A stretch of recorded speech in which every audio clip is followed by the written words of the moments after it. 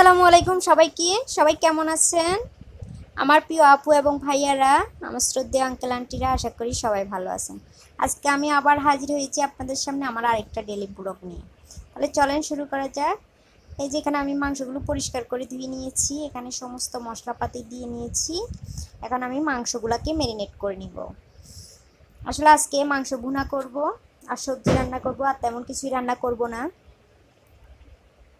এখন আমি মাংসগুলোকে ভালোভাবে ম্যারিনেট করে নিচ্ছি, খুব ইজিভাবে, দেখতে পেয়েছেন আপনারা। এভাবে মাংসগুলো ভুনা করলেও খুব ইয়াম্মি এবং মজাদার হয়। এই যে এখন আমি একটা প্যান বসিয়ে দিয়েছি, এখন মাংসগুলোকে আমি ভেজে নিব এক এক করে। প্রিয় আপু এবং ভাইয়ারা, আপনারা প্লিজ এভাবে একবার মাংস ভুনাটা ট্রাই করবেন, খুবই ভালো লাগবে। গরম ভাতের সাথে খেতে খুবই টেস্টি হবে।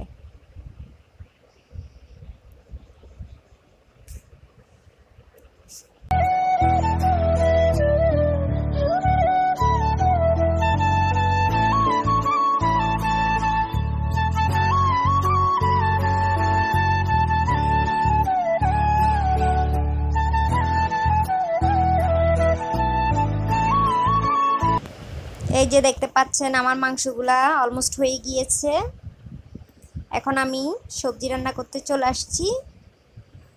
সবজিগুলা রান্না করে নিব। আসলে আজকে আমি 3 পদের সবজি রান্না করব।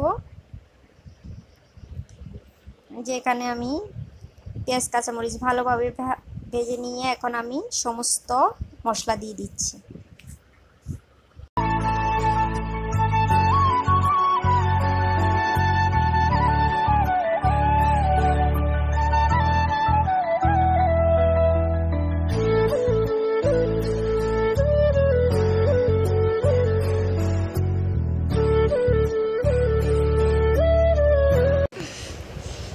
এই যে আমি চিংড়ি মাছ দিয়ে দিয়েছি।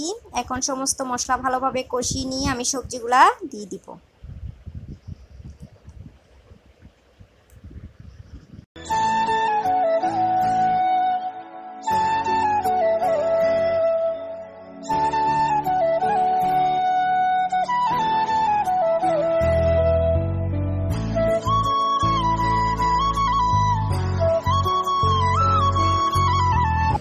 এই যে দেখতে পাচ্ছেন আমার সবজিটা অলমোস্ট হয়ে গিয়েছে।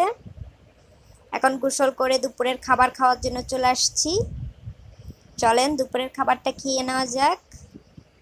প্রিয় আপু এবং ভাইয়ারা, আমার ভিডিওর কোনো অংশ যদি আপনাদের ভালো লেগে থাকে প্লিজ লাইক এবং সাবস্ক্রাইব করে দিবেন এবং কমেন্ট করে জানাবেন আমার ভিডিও কেমন লাগলো। আর যে সকল আপু এবং ভাইয়ারা ফেসবুক পেজ থেকে আমার ভিডিও দেখছেন প্লিজ আমার পেজটা ফলো করে দিবেন। ওকে, আল্লাহ হাফেজ। সবাই ভালো থাকবেন, সুস্থ থাকবেন।